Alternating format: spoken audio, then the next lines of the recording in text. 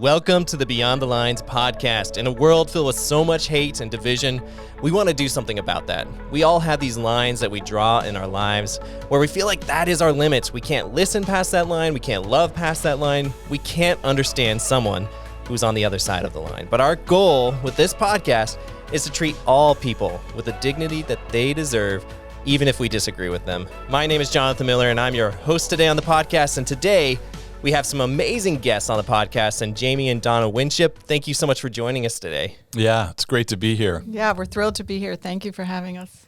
Awesome. I'm just so honored to have you guys on the podcast. You guys have decades of experience in bringing peaceful solutions to some of the world's highest conflict areas. I hear that you left America, you left the American dream behind, and you took your three boys and spent 25 years in Indonesia, and Iraq, and Jordan, and Jerusalem. It's just crazy. And you've made amazing efforts in bringing societal and racial reconciliation in every place that you've gone. Man, I'm just so excited to have you today. You guys are amazing. I can't wait to learn all about what you have to share. Great. Yeah, we're looking forward to talking about these. These are tough issues, and it's nice to be with someone on a podcast where we can talk about how do we deal with all of this tension and conflict in the world. Absolutely. You guys also have a website called identityexchange.com, right? That's right. Correct. And you've told me that you have some new courses coming out soon. So how do people make sure they know that when to be a part of those courses? Right. So we have a couple of courses already on there, just video series that are kind of introductions to understanding, hearing from God, knowing and living in your true identity. And then we have a new course called Becoming What You Believe that will be out in the spring. And you can go to the website and you can sign up for our email list. That's the best way to know about events, where we're speaking, any new material that's coming out. And you can also follow Identity Exchange on Instagram. Awesome. That sounds really good. So check it out at identityexchange.com. We're just going to dive right in. And I want to spend some good time here today just hearing your stories, because it sounds like you have some amazing stories that I'm sure you've gathered over the years. I've listened to some of them. I've read some of them that you guys have had in all the different places that you've been in: Indonesia, Iraq, Jordan, Jerusalem. Let's start with this. First, what made you decide to start this journey to live in areas of the world that wouldn't exactly be considered peaceful places to live? Well, it's it's like anything for anybody. It's a journey that you're on, really, for us in our relationship with Christ. And I think Donna and I met at university. She came to faith. She's from a Jewish background. I'll let her talk about that. But she came to faith while we were in university, and the goal of my life was to be a police officer. That's what I wanted to do. It was since I was in 8th grade. It's kind of the dream of my life. And so we went through university together, went into the police academy straight out of the university. Donna has an education major. We got married when I graduated from the police academy. I qualified at the range, jumped in a car, drove to Richmond, Virginia, and we were married by the rabbi in Richmond, Virginia, and then started into this life together with Donna as a teacher and me as a police officer. And we had a real heart for the world. We had a deep heart for people in the world that don't know the love of Christ. Partly because I came to faith through the witness of a nurse while I was in the hospital, and Donna through other girls at the university, just people that cared about us and loved us. And we realized, wow, if you're not intentional about this kind of life, you sort of don't just stumble into understanding Christ and what he's done for you. You really have to see it and experience it from people that love you for no other reason than they just love you unconditionally. Wow. So we were very moved by that, and we wanted that to be a part of our life. And so we were in a really good missions-minded church, and although I loved being in the police department, and we were in the American dream, had the house, started having the kids. For us, it just wasn't. There was more to do. There was more to be involved in than just, being the chief of police in Washington, D.C. or something like that, and just living that out. There was more to it. Well, that's crazy, because I think a lot of people would say, being the chief of police would be that's a good way to end your career, but you feel like there was more to life than that. Well, it was these pesky verses where Jesus said, he didn't come to be served, he came to serve and to seek and to save the lost. So that just pressed on us all the time. Yeah, and we wanted more for our family. Once we were married, started having kids, buying the house, buying a car, we're just like, is this all there is? And especially, I had a deep longing to bring the good news of the gospel to people who had never heard it, because I was 19 and had never heard the gospel from a very Jewish family, and grew up in Virginia, and just shocked that the first time I ever heard about Jesus being the Messiah was actually from Jamie, a random meeting with Jamie. And actually, Jamie was the first person to ever tell me I was going to hell. And honestly, this is a big part of our story in later years. That wasn't good news for me. And this is how we got into starting Identity Exchange, that the good news is that you can hear from God and that Jesus is with you and he gives you an identity and a destiny. Not that you might go to hell one day. But that was the thing that opened the door for me. And a couple years later, I did embrace Jesus as the Messiah. But fast forward a few years, we're married, we're going after our careers and family, and we just wanted more. And we had a longing. If I lived in Virginia and had never heard of Jesus, what about people in other parts of the world? And we just had a longing. And then Jamie, about 5 years into all that, was offered a position. He didn't seek it out, with a government agency that is well known for its overseas work. And that was the impetus that started helping us see that maybe we could do this. Maybe we could go overseas. And it's a long story for another time, but that was what got us thinking that way. And then we ended up resigning from the police department and going to seminary. And by 1990, our children were 5, 3, and 10 months. And we were on this little island called Lombok in Indonesia. You might have heard of Bali. It's just east of Bali, 2.5 million Sasak Muslims. Wow. And just woke up one day and there we were. And we promised each other we would never look at each other and say, what have we done? Why did we do this? Right, yeah. Because you got to remember, back then, no computers, no cell phones, no FaceTime. Only communication was, to place a phone call overseas with an operator, and it cost $5 or $10 a minute. And you had to wait for the operator to call you back. But snail mail was our only communication. It was quite a different world than it is now. And we learned a lot in those. We were there for almost 5 years before we came home. So the little one went at 10 months, and he was 5 years old when we came back. So that's kind of the beginning of the journey. Wow. That's amazing. You really gave it all up. And you just went. I can't imagine that, because if I moved over to Indonesia tomorrow, I probably could still FaceTime the grandparents and talk with. That's a whole different world. Doing that move. But what was interesting about that, and I think this is what I really love to communicate to people, is it wasn't like we were going one way and abruptly turned around and went in a new direction. It really was. It's like when Jesus called the disciples and he said, if you will follow me, I will make you to become fishers of men. And so our commitment wasn't like to let's go be foreign missionaries. Far from that idea. It was, if we follow Jesus in our true identity into our vocation, where would it lead? Here's where it doesn't lead. It doesn't lead to a dead end. It doesn't lead to an average life. It doesn't lead to, yeah, we just got a house and we got cars and our kids grew up and they went to school and they got, and they had kids. And it doesn't lead to that. It leads to, at least according to the scriptures, beyond what you could ask or imagine. Wow. So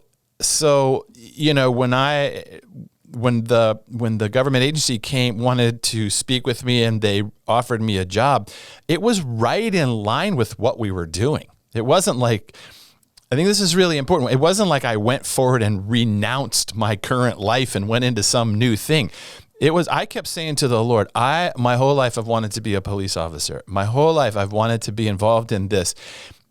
And it's like the Lord kept saying back to me, you have no idea what that means. And I'm with you. Like, come on, let's go. You think it means this, and it does, but it means way more than that.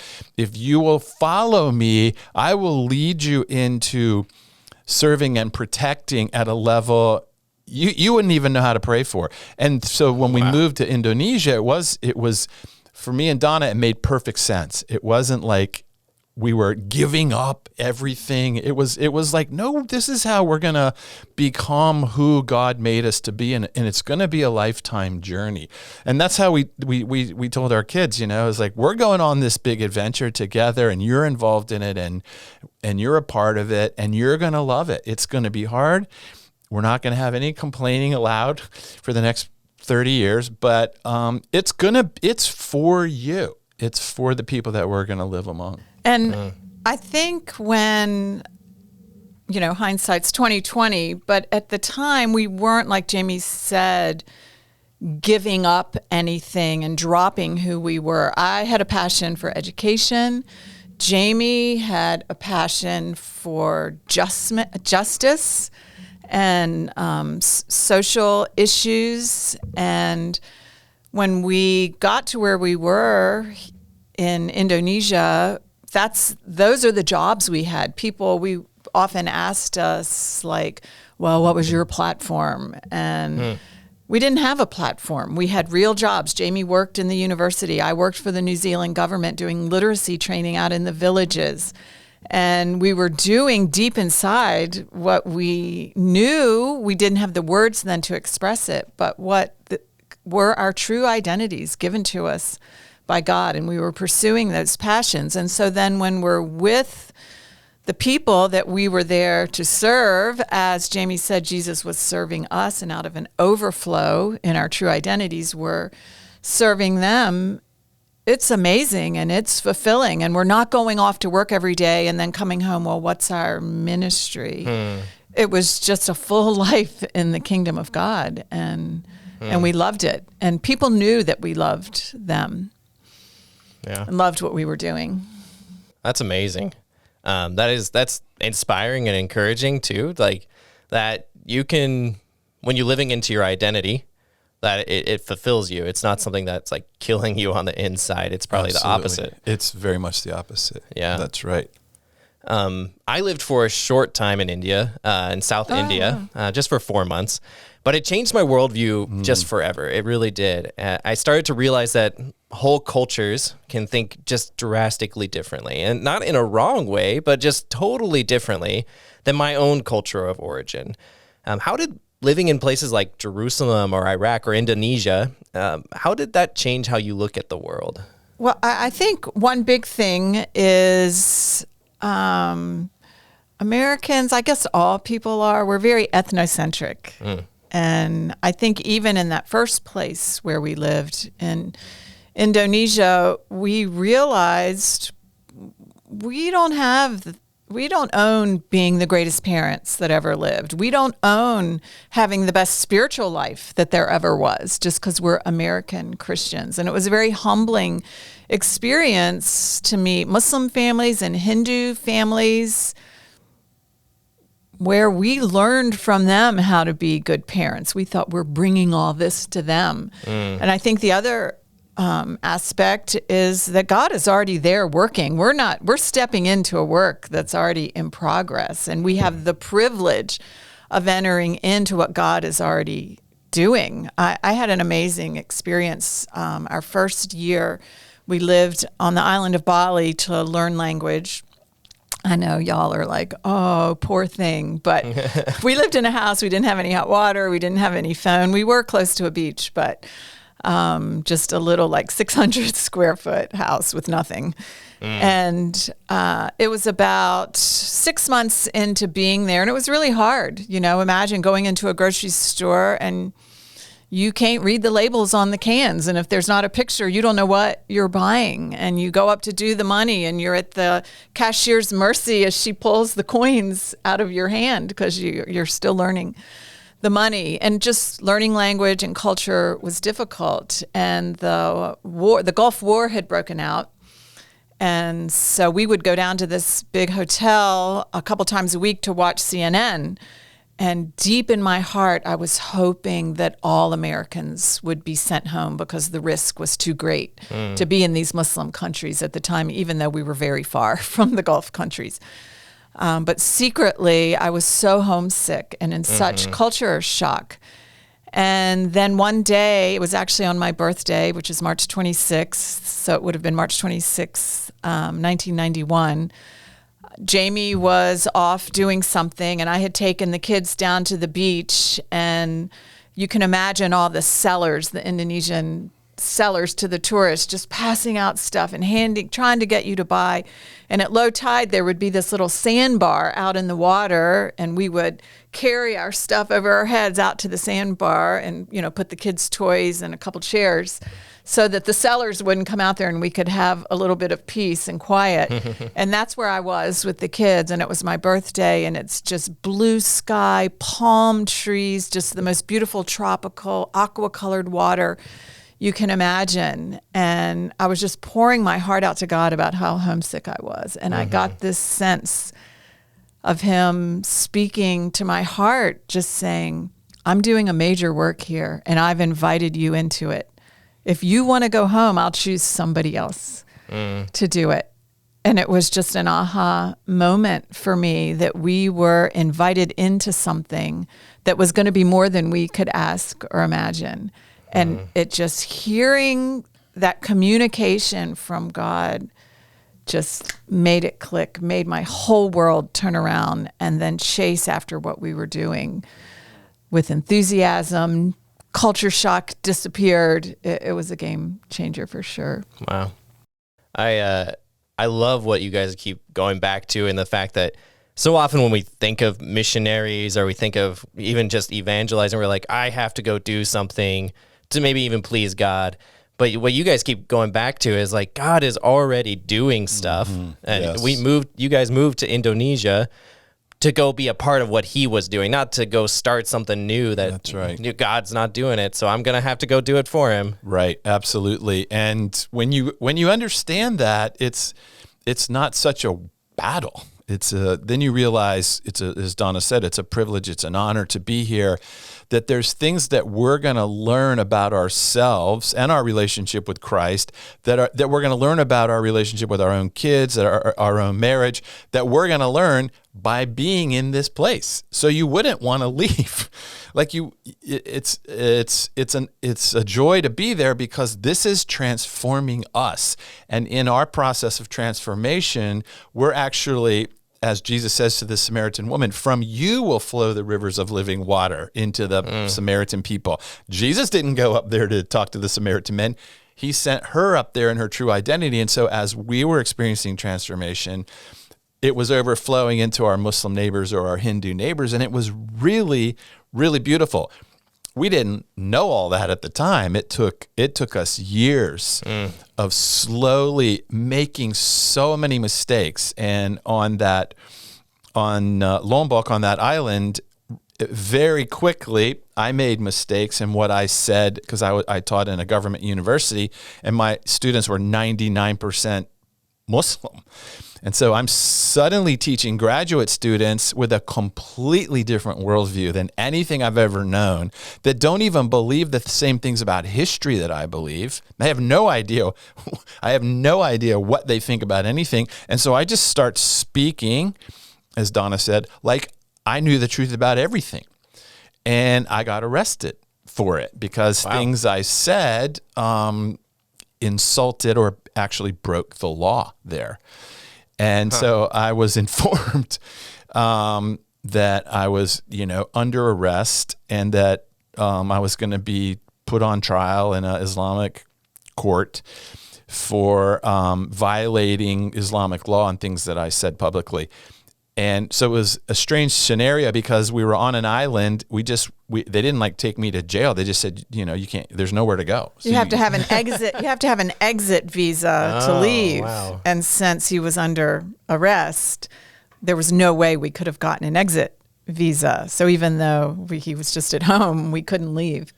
And we knew that the penalty was 10 years in prison. The sentence was 10 years in prison for what I was charged with. And so I had to just wait for this hearing to happen, and I wasn't allowed to defend myself because I wasn't Muslim. Only a Muslim can speak in the court.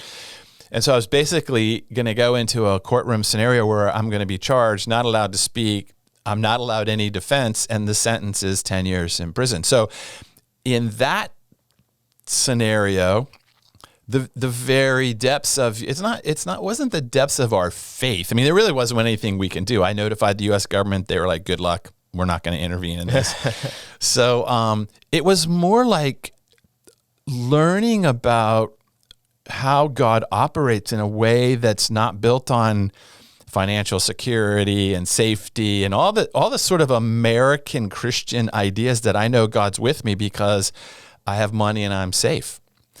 Then you start reading the Gospels from this perspective. It's like we're actually more like in the Gospel story in this scenario than we ever were in the U.S. It's or the Book of Acts, where they're being threatened, and so it was our prayer in that situation. Our prayer life changed, and it wasn't like deliver me, deliver me, deliver me, deliver me, because there really wasn't anything that could happen. There was no way to leave the situation. So our prayer life shifted in maybe one of the greatest ways in our life to just asking God what the believers in Acts asked God when they were threatened was just two questions. What do you want us to know? And what do you want us to do? We'd never prayed like that. We were always telling God what to do. God, we need you to do this. But this was like, we were really quite powerless. And for an American Christian to be powerless is horrifying. It's a horrifying thought because that is not the gospel we preach or that we grow up in. And so in that scenario, I was just asking God, what do you want us to know? And what do you want us to do? And it took our relationship with Jesus to a whole nother level to which made that situation invaluable to us to be in that sort of hopeless, powerless predicament. Then you really see what it means to know Christ. And for God to say, the beautiful thing he kept saying to Moses and to anyone that really said, I'm not good enough, Gideon and all of them, his answer is always, I am with you. He doesn't tell you what's going to happen. You wish he would. But it's simply, Lord, I'm going to go on this thing. How we're always telling God what's going on. He doesn't seem to know, do you know I'm in trouble here in Indonesia and I'm going to go to prison for 10 years? And his response was always, I'm right with you. I am right with you. And I'm with your kids and I'm with your wife. Yeah, but if I go to prison for 10 years, what's going to happen? I'll be with you and I'll be with your wife. And why isn't that enough of an answer for us? Why is that? Why is the fact that God himself is saying, I am is with you, not enough for us? Because we found out that is more than enough of an answer for any situation. I am with you, Emmanuel. God is with you. Enough. Wow. So what happened? That's awesome. Want me to tell the short version? Yeah, go ahead. Or do you want to tell it? Well, it was interesting, and I like telling this story in Arizona, right? Because the people that really rescued us in this scenario were grad students at Arizona State University, who I've never met. Wow. And one day I hope I get to. So if you're listening, we've told this story all over the world, and we're waiting for you to contact these us. students to thank them. But so I went to the trial on the date set, and And so in the hearing room, in the place where the session was held, up in the front are 3 Islamic clerics, the head of the university, and then a seat was for the head of the Islamic Association of the country was vacant. And I knew that person, and that person did not like us in Indonesia, but that person wasn't there. So I go into the hearing, and they read the charges. Now and I really want to emphasize this. The charges that they read, I did do. I broke their law. Sometimes Christians think, well, we can just go into other countries and break the law because we're Christians and we're doing it for God. But we would never tolerate that happening in our country. So it's a kind of arrogance that I had that like, well, if I'm doing it for Jesus, I can break your laws. I can disrespect your people. But then when you go back and read the Gospels or Acts or the Epistles, Paul even says to the Ephesians, I have not broken any of your laws. I was incredibly disrespectful in the way I spoke about Islam, about the country. And so I was very humbled by it. So when they read the charges, I wasn't falsely accused and all that stuff. It was like the Lord was saying to me, you are wrong in how you're doing this. And this is what happens. And so I'm sitting there and I'm listening to the charge and I'm saying to the Lord, they're telling the truth. They're not making up charges. I broke their law. And this is the penalty for violating their law. And so I'm sorry about that. And what do you want me? I get that. I now know that there must be another way to do this. And what do you want me to do now? So I'm just sitting there and they read the charges. The dean who brought the charges is there. He's the one that says, he quotes me exactly. And that's it. And if you have anything to say, I'm not allowed to talk. Anyone who want to say anything on his behalf, and it's silent. But then this person comes in the door behind me. This man walks in and he walks to the front and he's wearing the uniform of a university professor. And he walks to the front and the whole thing is in Indonesian, but in English, he says, I want to say something. Well, I don't know who this person is. I've never seen this person. But what I do know about him is, number one, he's a Muslim because they let him speak. Number two, he has a lot of wasta, they call it, power, because he just walked right in. And he's speaking English to show his education level. So he's really making a power play in the room very forcefully. And he says, you all know who I am. And they all nod their head. Yes, we do. And he says, I just want to say something about what's happening here, and then I will leave, and you can do what you're going to do. And he tells this story about being a PhD student at Arizona State University. And that when he was there as a student, him and his wife, he was sent by the Indonesian government, and if he fails, he would be blackballed and never work again. But he knew he was going to fail the program because it was too hard. He has a PhD in linguistics. He's telling this story. So he's doing another thing that's strange is he's admitting weakness. He's telling the court, when I got there, I was going to fail, which that's not typical in that culture to be that truthful. And so he tells this story, I'm going to fail. My wife and I are sitting on the bed in our student housing crying because we're not going to make it and we're going to get sent back to Indonesia and we're never going to work again. When these two guys knock on the door, they come in, they're these American guys, they say to this Indonesian student, we know this program's really difficult. It's hard for us. It's our first language. It's your second language. We're here to help you pass. He's never met them. He doesn't know who they are. And so they said, we're going to help you pass this program. And he makes it through the PhD program higher than both of them, at a higher level than both of them. And he says to the courtroom, these two men and their wives who took care of my wife were never too tired, never too busy to sacrifice on my behalf. He said, they sacrificed, they loved me with no condition. And he says, and of course I knew, like, oh my gosh, is he talking about Christians? And so he's telling the story and he says, and after I knew them for a little while, they invited me to a meeting on Wednesday nights. And I'm like, oh my gosh. And he said, and I went to the meeting, and the meeting was a Bible study. And I went to that Bible study every Wednesday night for 3 years. Wow. And then he says to the courtroom, is anyone in here saying I'm not a good Muslim? because I went to a Bible study with these amazing Christians for 3 years. Anyone accusing me of anything? And nobody says a word. They all have their heads down like, no, you're a good Muslim. He said, so here's my question to you, to the court. He said, I'm considered in the U.S. as a Muslim an enemy to Christians by many Christians. I'm their enemy. And yet these two Christians came and loved their enemy and sacrificed for me unconditionally because they believe that God asked them to do it.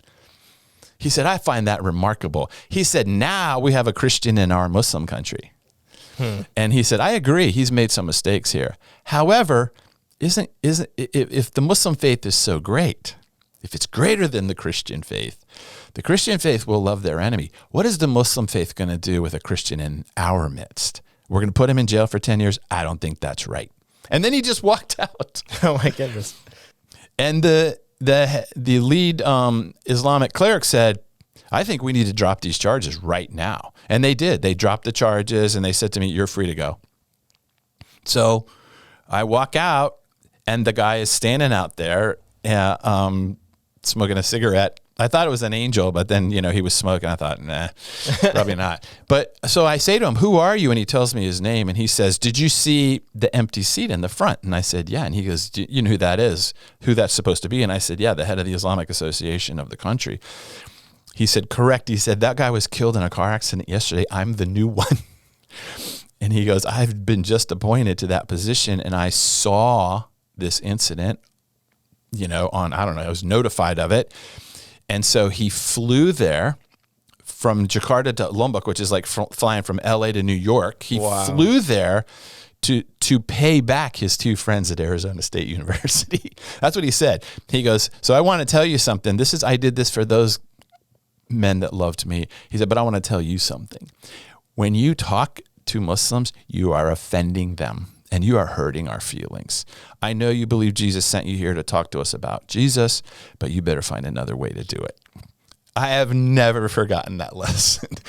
And that was a pivotal turning point for us. If you recall what I said a few minutes ago, that the good news is good news. And what we were saying was not good news. It was offending people. Wow. And actually producing conflict. And right. Producing more conflict rather than bringing peace and truth and love.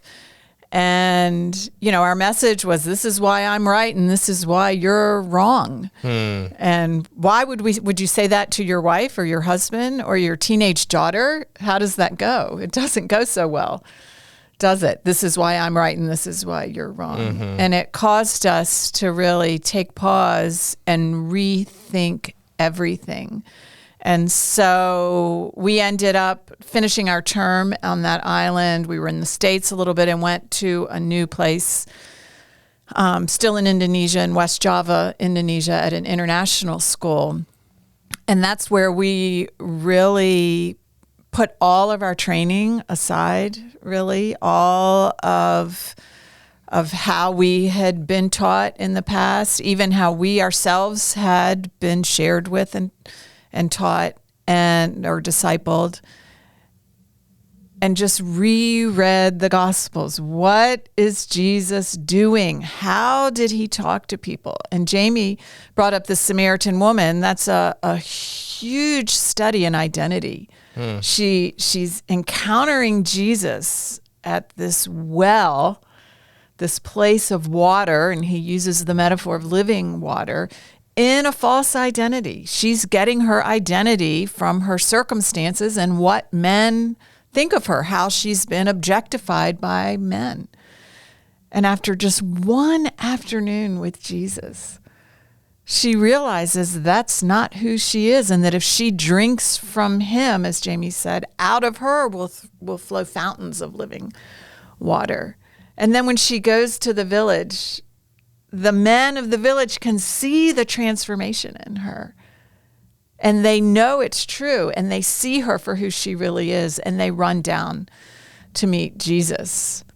He didn't say anything about hell. He didn't say anything about praying a little prayer. He didn't say anything about converting to Christianity. And we realized, we don't know our own identity. We're trying to be something to please the church, to please the people who support us, to fulfill some kind of notion of some kind of role overseas.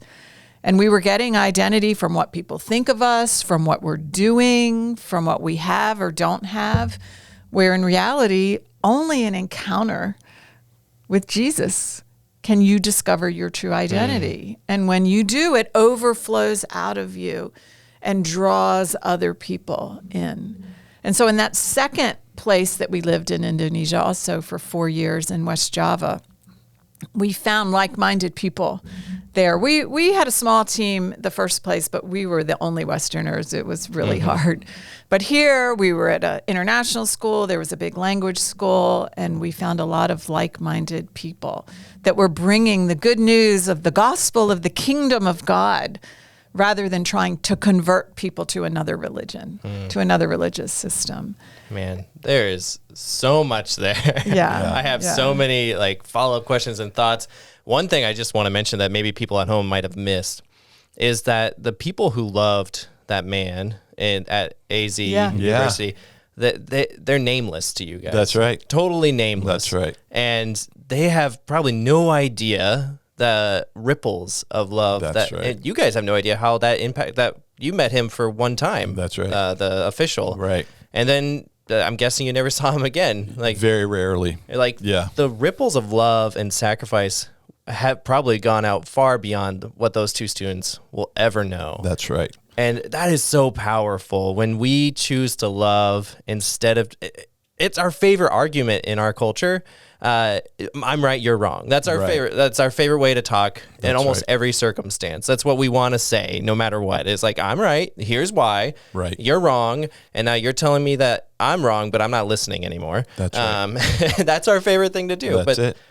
The ripples is just astounding to me of just that rock of love that was thrown into that Muslim man's life at Arizona University that just spread, and who knows how far it's gone. It's incredible to me. Yeah. And you have to remember that when you are talking to any human being, you have no idea the impact it has. Jesus said it, if you give a drink of water to the least of these, you're giving it to me.